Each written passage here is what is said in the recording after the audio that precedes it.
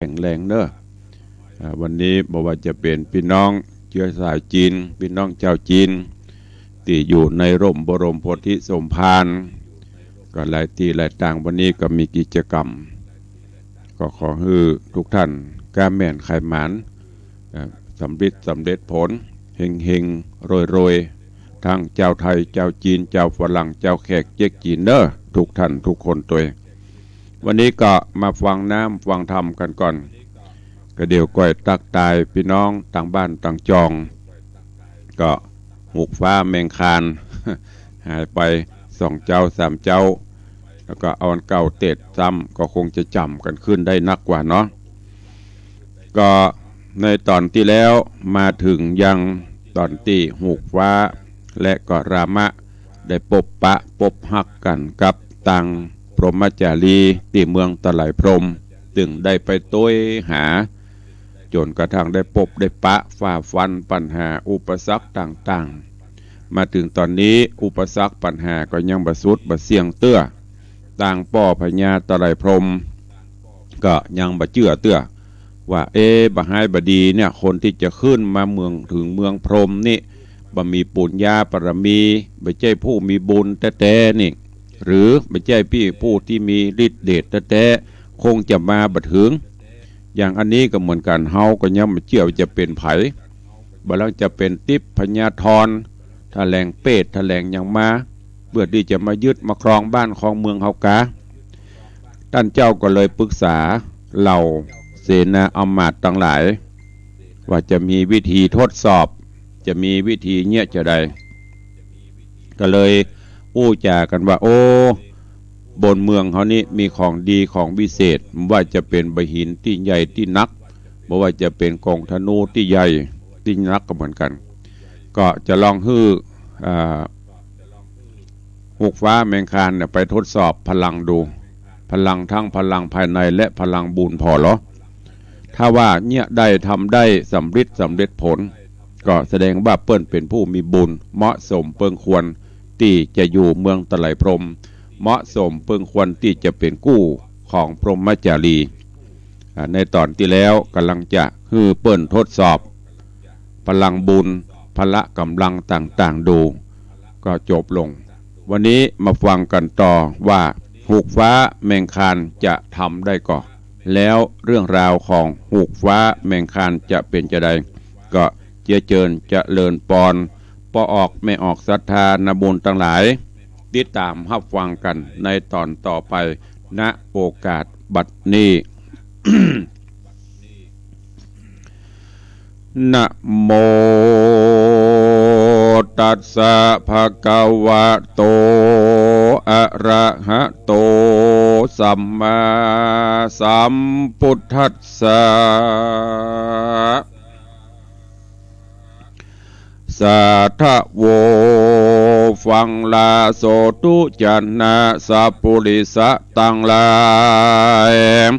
ตั้งยิงและใจมวลหมู่ติได้ปะกันอยู่ทำทาดาฟังยังรัสธรรมเทศนาหูกฟ้าแมงคานลำดับการมาแถมแล้วเราขอเชิญหมู่ศรัทธาตั้งหลายตั้งหนุ่มเท่าหญิงใจจูงตั้งจิตใจหมายทอมทาและดาฟังต่อไปนานี้และนา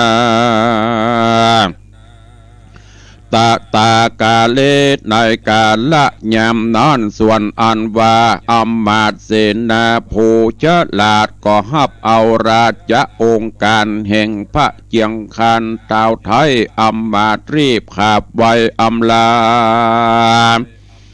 แล้วก็มาจากกล่าวเสนามวลหมู่ได้หูจุภาการยามด้านเขาจริงราชปุริสาข้าน้อยรีบไปบอกแก่ยอดซอยนางพรหมจารีว่าพระบุญมีหน่อเนาต้นเป็นพ่อแห่งเจ้าปิตา ฮือไปฮือนางไปบอกสามีกาแมงคานว่าฮือได้มายกยังศิลาหินก้อนใหญ่กับตังหน้าไม้ธนูสิงการเจ้าเป่าปิ่นยกได้ตนพระป้อไทยบุญเรืองจักยกฮือเป็นเคยเมืองบอกกาดกันว่าเจ้าแมงคานบ่อาจยกขึ้นได้โตโหนพระเจ้าไทยราจาก็จักใส่ตันตาโตดใหญ่จักตัดหัวพระนอไทยแมงคานว่าอันก็มีแลตามาทางปะกาเสนโตสัทธาอาหะสัทธาอันว่าพระสัพพัญโยต้นเป็นครูแก่โลกเจ้าจักไข่เอาอาโภคบาลีบทหลังมีแจ้งไปพระจริงแสงเตสนาเป็นวรากาธาว่าปฐุมมังยะธาหัตถะขตังปานินาปริมัตติตังสาวังจาตังมุจังตุยหังมะมังติสวานะเอติสังดังนี้ภิกขเวดุราภิกขุตังลาตนทะลงสินสายสาโรธในกาละยามนอนโสดนางพรหมจารีได้หูยังกรรมอาจยามีดังอ่านนางหนอจันก็ทะลงทุกขามีหน้าตามนเศร้าอกห้อนเราดังไฟโลนนางมีตนร้อนลายแผกเหมือนดังจักแตกเปปางดังดอกบัวคำอันโคนกำบิดยียำฮือดอกแล้วแหลกใจแห่งนางก็เหมือนจักแตกเปปางจริงมีหะถ้ายังหม่นหมายนางจริงร้องรำให้ไปหาบอกแกสามิกาแมงคานตันเจ้า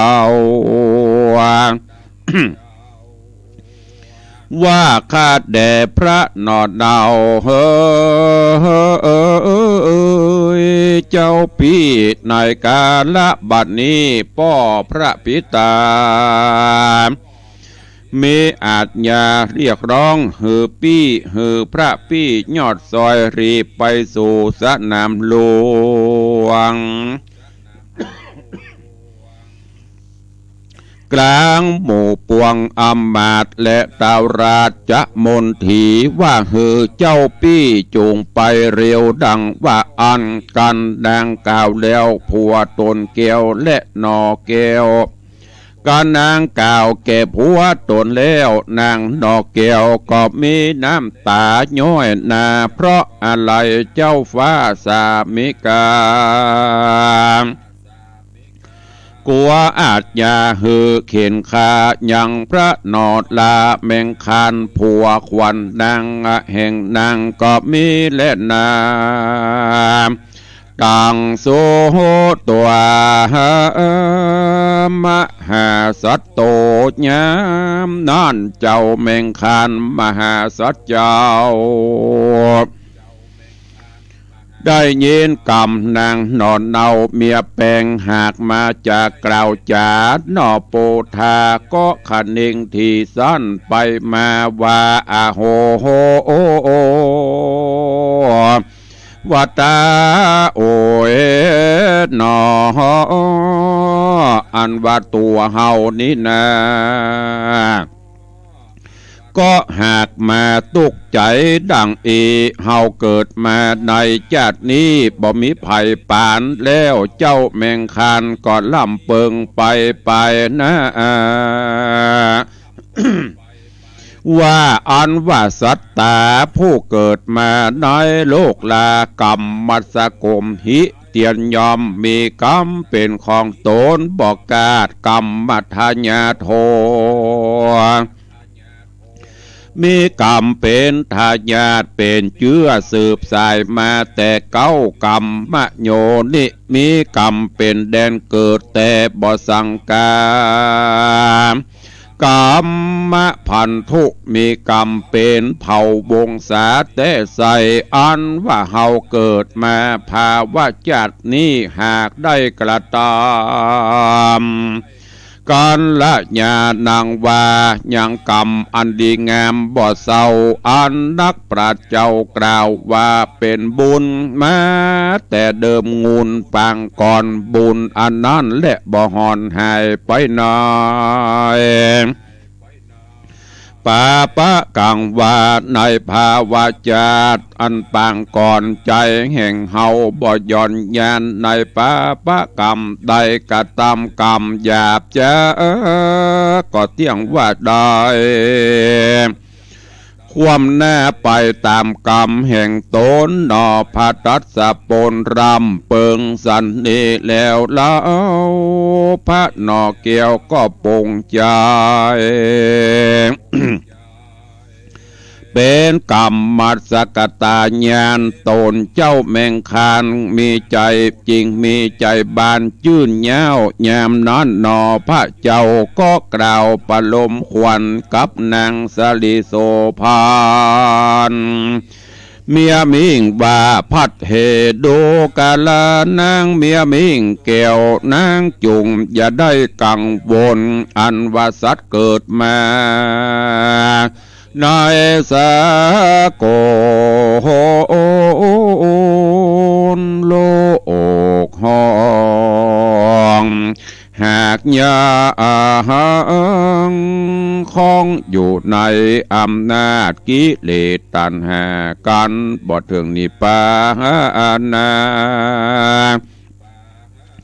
เวียงแก้วบ่สุดเสียงแล้วจากเบนและกรรมของนางบุญนำเมียมิ่งแก้วจูงแปลงใจดีเตี้ยงแล้วอยู่สวัสดีเตนาลำดับนั้นนางแก้วพรหมจารีก็แปลงใจดีจมบานปงใจหานตามธรรมสกตาญาณว่าเฮามีกรรมเป็นของตนดังนี้แล้วยามนั้นนางเมียแก้วก็กล่าวกรรมดีว่าเตวะคาแด่พระบุญมีผัวควันตนประเสริฐตนมีบุญลำเลิศลือเรืองขอพระสลีเมืองเจ้าพี่จุงพาแปะยังโมสัตโตและเป็นมุตโตแก่ฝูงคนและเทวดาตั้งมวลจุเมื่อนาบุญอันใดอันเผื่อขาน้อยใดกระทำมาขอนาบุญอันนั้นจุงช่วยกรรมเฮือตนปี้มีความสุขลำเลิศกระเสมใจตามดังขาน้องหะไทยหากกล่าวจุปการเดเตนาตามหาสาโตยามนอนส่วนว่าเจ้าแมงคานนอดเนาพรหมมาจารีวาดดูราสรีเมียแปงนางจุงเงินตัวอยู่บนหอนางจุงแน่ตัวอยู่บนหอคำแล้วแปลงใจบานสะอาดนางอย่าได้ประมาทศีลธรรมบ้านนี้กูปีจักไปตามกรรมอันตนได้แต่งสร้างมาแต่ขังบุเพอันว่าฝูงเสอันฝูงเสนาแห่งพระญาเจ้าเอาตกแต่งเราตามองค์การกันนอโปธิญาณกล่าวแล้วเจ้าก็กาดแก้วลงจากหอคำแล้วก็ไปสู่ยังสนามหลวงก็มีแลนะในกาละยามนอนฝูงหมู่เสนาหลวงลายอันเต้าแต่งไว้ต่างตากับตั้งเสนาใหญ่น้อยตั้งหมู่ข้าคอยมนที ฝูงเจ้าเมืองแทนมีบทน้อยมากกว่าร้อยกว่าพันมีหลายอันนันกว่าหมื่นหมู่เขาแตกตื่นกันมาสู่สนามหลวงเพื่อจักมากอยยังองค์หน่อเจ้าแมงคันอ่านอยู่เมืองสถานใต้ลาโคงตำฟ้าโลกจุมปู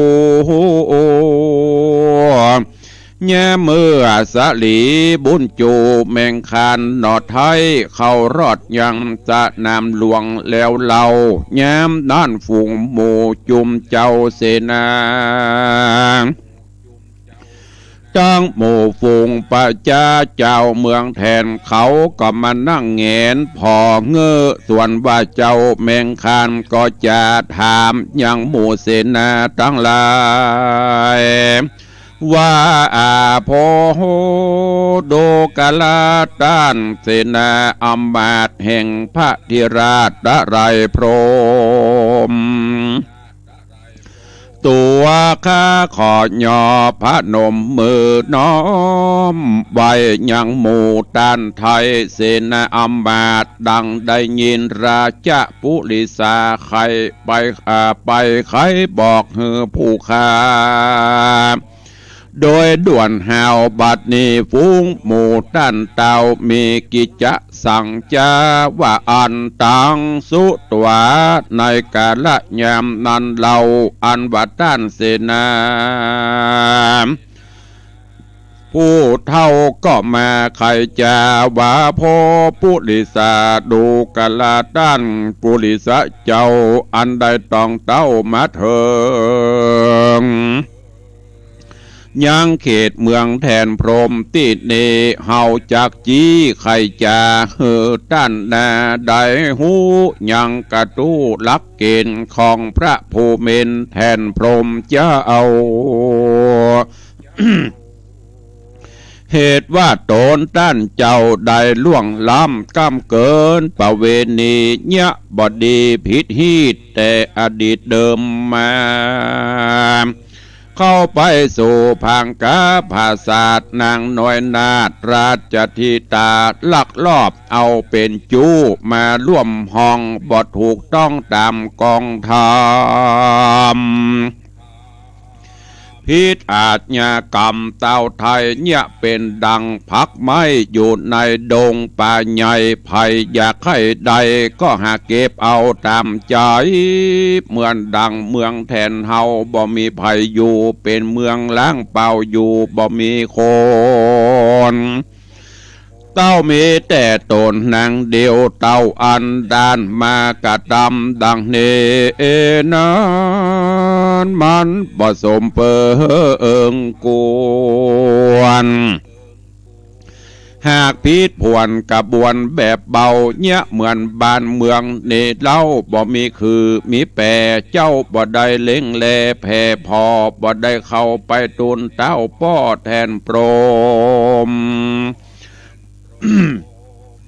มักใคร่ข่มเหงน้ำใจเต่าไทยตั้งฝูงอำมาตย์เสนาไพร่ประชาเนี่ยมีมานะใส่ใหญ่ลักเอาลูกเต่าไทยเป็นเมียพระองค์เฮือตัดขอเสียบ่เอาไว้ฝูงเต่าไทยหมู่เสนาหันวัดต้านเป็นมนุษย์ต่ำตาอายสามปอยว่าได้มาเตียวตนปัดลงโหนมาสู่นี้แต่ก่อนกี่บ่เคยมีอ้างว่าเป็นสหมบดีลูกเต้ามาตัวหาเมียเจ้าดิเลการสมดังวาจีกล่าวอ้างบ่ผิดแผกมั่งสันใดต้านจุงจักไปเอาอย่างลูกมักหินศิลาก้อนใหญ่ยาวกว้างหน้าได้8 ศอกเสมอกันจับถือเอามันคว้างขึ้นสู่ภาคปืนหน้าผาไหลแล้วเล่นไปตัวกำแล้วเล่นไปด้วยทำโตกจากฟ้าหับเอามา แล้วเล่นไปตัวกรรมตกจากฟ้าทำอาลับเอามาไว้ยังฐานะที่เก่าเหมือนเดิมสันดีบ่เต้าแต่นานยังมีโกงจักแสงแก้วธนูใจอันใหญ่ยาวกว้างได้ปอ500 ศอกเป็นสังขญาฮือต้านหัตถากรรมไว้ยกขึ้นใส่วาดยอยิงฮือได้หันกับตาฝูงประจานราชแต่เตี้ยงกันว่าเจ้าหลีกเลี่ยงก็จะกุดหัวเสียถ้าคัดขืนเดพวกเฮาก็จำเป็นจักขาตามอาจญาพระเจ้าฟ้าแทนพรหมการว่าเนี่ยได้สมดังเฮากล่าวไว้ก็จักยกเฮือเป็นเคยเมืองสะเลดาว่าอันก็มีหันเลนานิติตังขีญาสังวันนาวิเศษจาห้องเหตุธรรมเทศนาหูกฟ้าแบ่งคันผูก11 ตอนที่1ก็บังโกมสมเรศสเดช หูกฟ้าแมงคานลำดับการถึงผูกท่วนที่10 ตอนปลายและขึ้นมายังผูกท่วนที่11โดยเวลาเพียงเต้าอี้ก็จะจบจะหมดลงขอโป่งวางไว้ก่อนซึ่งเรื่องราวในตอนนี้หลังจากที่หูกฟ้าได้ขึ้นไปหายังพรหมจารีทราบความถึงป่อพญาตะไหลพรหมเปิ่นบ่ค่อยพอใจอันเนี้ยก็เป็นข้อคิดแหมอันหนึ่งญาติโยมทั้งหลายเปิ่นเฮือเข้าตามตรอกออกตามประตูเวลาไปหั่นไปนี่ ไปบ้านเปิ่นหรือเปิ่นห้องว่าไปไหนเฮือไปลามาไหวอย่างอันนี้เปิ่นถือว่าตังหูกฟ้าไปไหนบ่บอกบ่กล่าวคือไปหาลูกสาวเปิ่นแต่ก็บ่ได้ไปบอกไปกล่าวบ่เข้าตามตรอกบัดออกตามประตูทำให้ป่อพญาตะไหลพรหมเนี่ยก็โคตรก็เลยปรึกษากับเหล่าเสนาอำมาตย์ทั้งหลายว่าจะเนี่ยจะใดอย่างที่ได้กล่าวไปแต่ต้นเปิ้นก็เลยจะทดสอบว่าเป็นผู้มีบุญแต่ก่อโดยการฮื้อไปยกไปหินศิลาก้อนใหญ่อันเป็นของประจำที่เมืองตะไหลพรหมพร้อมกับธนูถ้ายกได้ยิงได้ก็จะยกลูกสาวฮื้อแต่ถ้ายกบ่ได้ทำบ่ได้สุดท้ายก็จะต้องตัดหัวในตอนนี้ต่างหูกฟ้าก็กำลังไปพบไปปะแล้วก็ต่างเหล่าเสนาอำมาตย์ผู้ใหญ่ก็ได้บอกฮื้อกับหูกฟ้าว่าเปิ้นฮื้อทำจะนี้ทีแรกนั้นจะโดนตัดหัวแต่แรกละแต่โดยหมู่เฮาทั้งหลายก็มาปรึกษาหารือกันว่าควรจะทดสอบพอก่อนว่ามันเป็นแต่บัดแต่ถ้าตันเนี่ยได้ทำได้ตามนี้หมู่เฮาเจ้าข้าทั้งหลายก็จะยกยอให้ตันได้เป็นเขยเป็นลูกชายแต่ถ้าตันทำมาได้ ก็จะต้องโดนตัดหัวอันนี้ถ้าเรามาเปรียบเทียบเหมือนปัจจุบันนี้ญาติโยมทั้งหลายการที่จะกินแขกแต่งงานการที่จะอยู่ร่วมหัวนอนลงอยู่กันฉันผัวเมียก็ต้องมีความอดทนต่อกันนักเอาเบาสู้ฝ่าฟันปัญหาต่างๆอย่างอันนี้ถ้าเป็นอย่างบางคนถ้าเป็นอย่างละอ่อนรุ่นปัจจุบันสมัยเนี่ยบัดฮะมันไปยกบะหินนักกล้าไปเนี้ยนาบ่ได้นะถ้าเป็นมีนานะมันก็บ่สู้ล่ะเพราะนักก็บ่เอาเบาก็บ่สู้สุดท้ายชีวิตก็ต้องทุลุ่ทุกังไปอันนี้ต่างหูกฟ้าบัสทุกสถานใจมาบอกมาหนักแค่ไหน จะทำให้ดูก็หมายถึงว่าฝ่าฟันปัญหาต่างๆสุดท้ายก็ได้สิ่งอันปรารถนาก็คือพรหมจารี มาเป็นกู้ข้างฝากไว้กับทุกท่านปัญหามีทางแก้ทุกอย่างยิ่งถ้าเป็นกู้ผัวตัวเมียอย่างเยาวชนลูกหลานในปัจจุบันนี้ก็ขอให้นักเอาเบาสู้อย่าการจะไปอ้างอย่างในหลักธรรมว่าเกลียดค้านทำการงานบางคนฝนตกก็อ้างฝนตกอยู่เฮ้ยหนาวอยู่เฮ้ยยังประเด็นหนาวเขาหนาวอยู่เฮ้ยลุกเตื้อไปเตื้อเปิ้นพอไปภายในเบาตัวเก่ากับบลุกมันถึงเวลาก็ต้องลุกถึงเวลาก็ต้องทำไม่ใช่ว่าหนาวแล้วเวลามันจะหยุดให้เราหายหนาวเวลาก็ไปของเปิ้นเรื่อยๆจะไปอ้างหนาวจะไปอ้างฮ้อนจะไปอ้างค่ำจะไปอ้างเจ้าจะไปอ้างฝนตกแดดออกเนี่ยแล้วก็บรรยากาศยังงานสุดท้ายความสำเร็จผลไม่มีก็ฝากไว้กับทุกท่านยิ่งปัจจุบันนี้สมัยนี้โลกเป็นเช่นนี้ซ้ำหายเนอะต้องอาศัยความอดทนฝ่าฟันปัญหาทุกอย่างก้อยๆแก้ไปก้อยๆคิดสองหัวผัวเมียช่วยกันคิดช่วยกันสร้างสุดท้ายก็จะประสบความสำเร็จผลฝากไว้กับทุกท่านตัวเองก็เวลาก็เกือบจะหมดแล้วเนาะบุยเหลือเวลาแถมบักกี่นาทีก็ตอนนี้ตั้งหน้าเฟซก็มีโยมสุปรณีรูมาโยมปัทมาแจมโรเนาะกำลังเข้ามาชมไอ้โบสลุกหรือยัง เตรียมตัวไปทำงานนะยังบอกนะหนักเอาเบาสู้เก็บหอมรอมริบ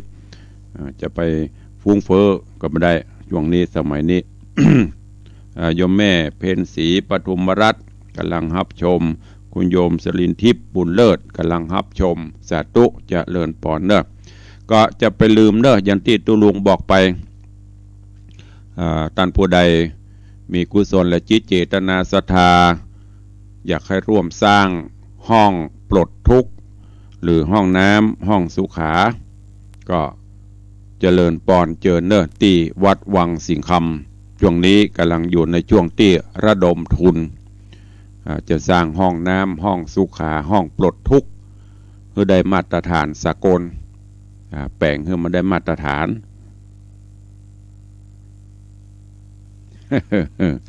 หลวงพ่ออันตุปีอาจารย์เจ้า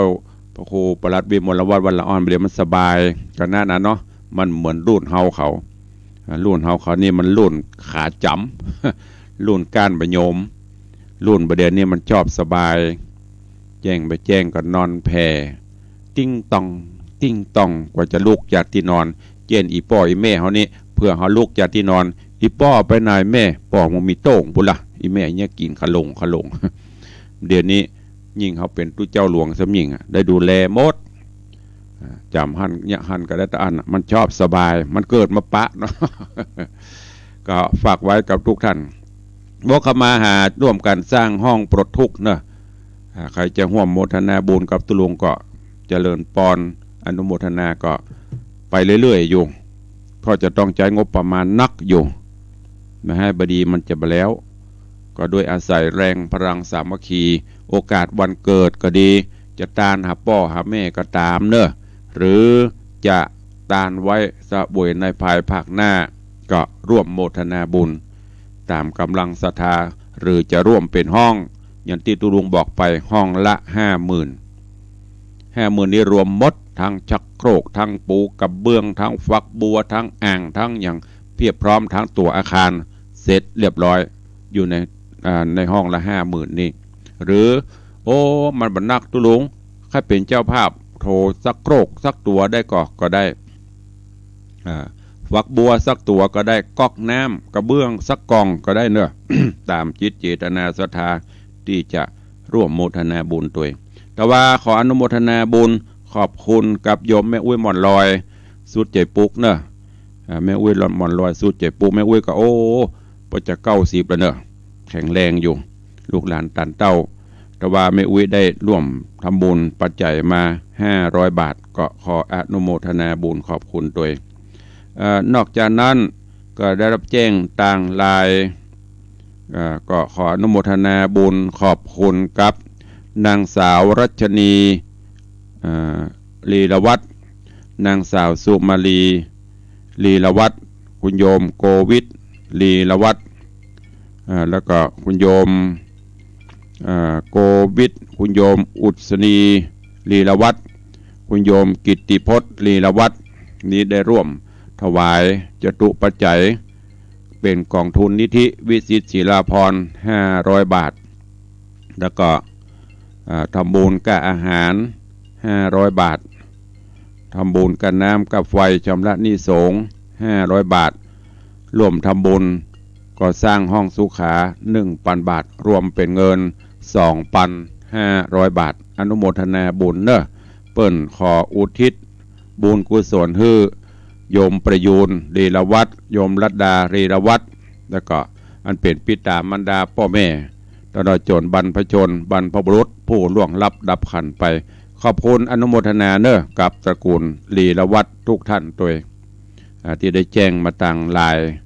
ก็ได้รับไว้เรียบร้อยขอบคุณอนุโมทนาตัวพี่ไอพรตรีเข้ามาใหม่เนอะตะกี้กำลังประชาสัมพันธ์เข้ามาใหม่ ผู้โยมพรตรีถวายการต้อนรับหลวงพ่อพระครูกมุตสิทธิการเนอะหลวงพ่อกำลังเข้ามาชมสาธุครับกราบไหว้สาเช่นกันครับ ของเปิดก็มีธรรมะทุกวันก็ติดตามไปเจริญปอนพี่ไอพรตรีบาใดเจริญปอนครับผมก็ลงอยู่ก่อนเที่ยงนี่บ่ครับอยู่ครับวันนี้วันนี้จะไปหาครับนึกว่าลืมละหันไปตังพวกตังอันอย่างก็เป็นฟังพี่แนนบ่หรอได้ยินเปิดประกาศหรอมันต้องน้อยใจว่าลืมครับนึกว่าเขาลืมตะเพละอี ได้ไปตะปูน้ำติดติดอันใหม่แล้วลืมเก่าละผู้อีบ่ลืมครับสาธุอนุโมทนาสาธุขอบคุณโยมพี่ไอพรตรีพ่อเท่าพงแม่เท่าบัวเงินนึกว่าลืมในวังแล้วอีน่ะแต่ว่าก็หันเปิดชื่ออย่างพวกตังพี่แนนบ่เดี๋ยวปัดตังปูละถ้าลืมในวังไอ้บ่ลืมยังแขวนหน่อยใครจะโอ้จะจ่ากับทุลงเข้ามาเนอะเหลือเวลาแถมกี่นาทีนี่1 นาทีสุดท้าย0817836540ใครจะโอ้จะตัวก็เข้ามาเนอะใครมีโอกาสไปตังกรุงเทพก็เจริญปอนเนอะเจ้าเหนือเฮาหรือพี่น้องเจ้าเหนือได้อยู่ตังกรุงเทพไปร่วมกันสร้างบุญบารมีกับหลวงพ่อธรรมพระครูโกมุตสิทธิการเนอะที่วัดโกมุตพุทธรังสีถนนสายพุทธมณฑลสาย3กรุงเทพหลวงพ่อสร้างพระใหญ่ไปช่วยกันเนอะพี่น้องเจ้าเหนือเขาตั้งกรุงเทพก็ดีไปช่วยไปร่วมสร้างบุญบารมีเจริญปอนพอเลี้ยง เร็วอย่างมาล่ามาหลายอย่างมาล่ามาจ้าเวลาจะหมดแล้วพอเอาบอลสู้ลุงในวังเนื้อท่านบอกกูเอาอยู่ไปยังขนาดติ๊กด้วยกันเนื้อทั้งกินทั้งบุญวันนี้วันพระเนื้อไว้สาขาคือกำลังใช้ไปไหนฟังถึงวันทำงานกับวันนี้ไปมีโยปั๊มลายจะเข้าวันพุธครับเล็กมาไว้แล้วครับว่าจะแวะไปแอวหาอยู่เดี๋ยวไปเยี่ยมพอสาธุอนุโมทนาขอบคุณโยมปเลี้ยงปรับปรุงบ้านได้2 ปีแล้วมันใกล้จะแล้วล่ะขอบคุณด้วยนะเอาละเนาะเวลาหมดเวลาละก็ขอนำรายการจากไปก่อนกราบขอบพระคุณท่านเจ้าจารย์พระมหาบัณฑิตยนะเมธีตัวเองวัดตรงคันธารามตรงเปิ้นบอกเปิดเสียงตุลุงในวัดในวาเหยือกลำโพง50 กว่าตัวก่อนปตเต็มในวัดนะก็กราบขอบพระคุณเนอะที่ได้ร่วมกันเผยแพร่ทำตูจีนผ่านห้วยไปไหนก็ไปวังสิงคำมาวังสิงคำก็ได้ไปแอวคันธารามก็ได้ตรงไปจะไปแอวไปไหว้พระจะไปวัดไฟหินก็ได้ไปวัดพวกจ้างก็ได้หรือจะไปทางสันปะไฟไปได้กุฏิวัดตาเมอิก็มีหลายอยู่ถ้าทางกรุงเทพก็เจอเนอะวัดโกมุตพุทธรังสี